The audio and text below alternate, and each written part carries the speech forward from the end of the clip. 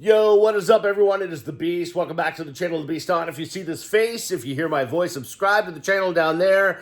Hit the little like button, the little thumb for a thumbs up to say you love this video. So Google says, hey, we'll share this around, and hit the little bell if you want to be notified when new videos are released. So this is just a quick hitter. I'm not even, see, I got the green screen behind me, but I'm not filling it in.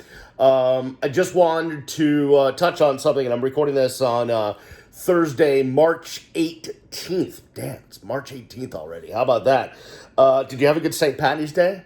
I didn't really celebrate, other than I did wear green boxers, green shorts, and a green shirt that on St. Patty's Day. So that's how I celebrated. But what I wanted to talk about is I got my second dose of my COVID-19 vaccine today. Got the Moderna. Got my second dose. Got it at a Walmart. Was able to get it because I have every pre-existing condition, comorbidity, underlying issue that you could possibly have, as you can imagine, and was able to use a doctor's note and the state health forms and all that stuff to be able to get my shot. And, we're 12 hours from me getting the second dose, and I can tell you my arm hurts. I have had a little bit of a headache, and I've been drowsy all day. I've taken a couple naps. But otherwise, I'm okay. After the first shot, all I really had was a really sore arm. But the reason why I wanted to, sorry, I'm readjusting my backside, not my front side. The reason why I want to do the video is listen, I know there's a lot of people out there for various reasons that are not vaxxers, that don't believe in vaccinations or anti-vax for some reason. I get it. There's a lot of horrific stories of vaccinations, especially in the past, causing issues. There's horrible stories of people of color being exploited with vaccination programs. And I get it. I get all of it. But I think the important thing to really remember is that if we truly want to get back to what was normal, and I'm not sure we ever get there, because if this can happen once, it can happen again. Then get your shot, and don't worry about which shot it is. Reading all of the data, I know there's people that are down on the Johnson & Johnson. I was too at first, but the bottom line is when you get any of these vaccinations, yeah, I guess in your mind, you're like, okay, if I get this shot, then I won't get this illness. But in reality, the reason why you get these shots is so that you don't get sicker than sick, seriously sick. You're not hospitalized and you don't die. You're trying to prevent death and severe sickness. Because not only is that good for you, but it's also good for the healthcare system, because the less pressure we put on the healthcare system, the better. So, go get your shot. Whatever one you can get it. Whatever means you have to use to get it. Just do it. Because,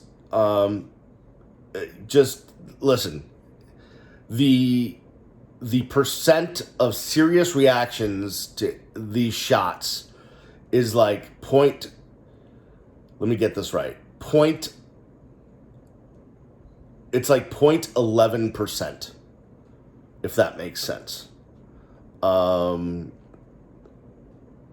what is that? 11/100ths%? It's really low. Okay. Yes, there has been a couple of instances where people have died, or more than a couple, but did they, have they had reactions to previous vaccinations? All sorts of stuff. Do they not know what was in the shot that they were allergic to, that they got it anyways? I mean, yes, there can be serious reactions, but the chances of that happening are zero, or slim to none. I wouldn't use that. Listen, if you have an issue with vaccinations, if that's a history, I get it. I totally understand. But if you don't, then I don't think there's any reason for you to avoid the shot. It does not change any of your DNA. It's an RNA vaccination, right? It's not a live virus. They're not putting COVID in you. It's simply about the protein spike on the virus and helping your red blood cells fight the virus when it enters your body. And it's listen, I'm not a scientist, I'm not a doctor. I'm just telling you, I've done a lot of research. I've talked to doctors, and with me personally, I can tell you all is well. And I'm glad I did my part about that. Now, here's what I also want to say, because I know that it was a big issue on Capitol Hill today with Rand Paul. I won't give you my thoughts on Rand Paul, but they're not positive in any sense of the means. You know, if you know me, you know where I stand politically, and Rand Paul is certainly not in my wheelhouse politically. But he was arguing with Dr. Fauci about, if you get the shot, why do we still have to wear masks? And the reason is this, and this is another reason why I wanted to do this video, is that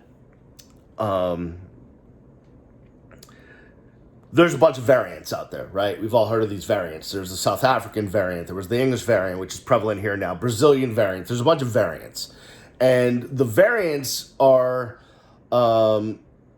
generally made up of the same ingredients of the COVID-19 variant virus, but have some differences. And this happens a lot when it comes to viruses. And what Rand Paul was saying, Representative Paul was saying, was, well, if I get my vaccines, if everyone gets vaccinated, why do we have to wear masks? You're vaccinated. And what Dr. Fauci was trying to say, but Rand Paul really wouldn't let him get it in, was, well, that is true, but the variants, because of the variants, we don't have as much coverage as we would like in these vaccines of the variants. And until we can come up with boosters, until we can come up with ways to get protection of the variants, you're still at risk for getting seriously ill. And the best explanation for that is, I don't know if you know this or not, but there's several strains of the influenza virus that go around the earth every year, right? And what the vaccination company, or the companies that make the vaccines, and the scientists have to do is predict what variants of the influenza virus will be lurking around in whatever hemisphere, whatever country, when it comes time to flu season, right? And a lot of times they'll try to predict it off of, so if they're in northern hemisphere, the flu, just like the seasons are opposite, the flu seasons are opposite. So when it's not the flu season in the northern hemisphere, it's the flu season in the southern hemisphere. And so the scientists will say, well, what strain is prevalent in the southern hemisphere? And they'll say, okay, that's what's going to end up in the northern hemisphere. We need to make this vaccination that covers, flu A strain, whatever, flu B strain, blah, blah, blah. And then we have the swine flu and H1N1 and all the different variants, right? But sometimes it's hard to predict. So you go and get your flu shot, and it covers however many strains of influenza that it covers, but then you get sick and you get the flu. And you're like, well, what the hell? I got the flu shot. But then you end up finding out, well, the flu shot, they did the best they could, but they couldn't predict every strain of flu that was going to be around. So you get a strain of the flu that wasn't included in the flu shot. Now, all influenzas have some similar makeup, so you're going to have some protection, but not the robust protection that you would have if it was one of the strains they specifically made the flu vaccination to protect against. So you get sick, you get the flu, maybe you end up like me, if you have asthma or whatever, you get breathing problems, that could lead to hospitalization, even though you got the flu shot. It wasn't one of the strains that the flu shot was meant to protect. Same thing with COVID-19. They made COVID-19 to protect against a certain strain of the COVID-19 virus, and now there's variants of those strains, and the vaccinations have some success against some of them, but not a ton of success against others, and it's a worry. If you read the journals, you'll see that scientists and doctors are worried about the efficacy of these vaccinations against some of the variants. And that's why they're talking about needing booster shots to protect against the variants. I heard some talk yesterday, listening to a really well-known medical professional and scientist talking about, well, maybe they would put the booster in flu shots to encourage people to get flu shots and COVID shots, just one shot at the same time. There's different things they're going to try to do. But the reason why we should all wear masks still, even though we are vaccinated and shouldn't go all buck wild, is because we don't know what's lurking out there as far as the variants go. And so it's a way you could still get one of the variants of COVID that the COVID-19 vaccine doesn't protect against, and spread that variant to someone else if you're not wearing a mask. And the whole idea is to protect yourselves and each other. So, listen, here's the bottom line. And I know no one wants to be preached to, and everyone has different political beliefs, and I don't think it should even come down to politics. Why vaccination is a political thing, I have no idea. It really shouldn't be. But just go get your vaccinations and wear your masks and help save your brother, man. Like, that's the best I can say. All right, I'm going to probably go back to sleep. It's going to be an interesting couple of days. I know there's a lot going on in sports, and I guess I will get to NFL free agency and the Heat trading for Ariza and all this stuff eventually. But my wife gets her second shot tomorrow, and then my son is having surgery on Monday. And so what I'm telling you is, if you don't see me for a few days, that's why. But I'll be around, so find me. All right, that'll do it for me. Appreciate you watching. I'll see you when I see you. Don't forget to subscribe and share. Peace.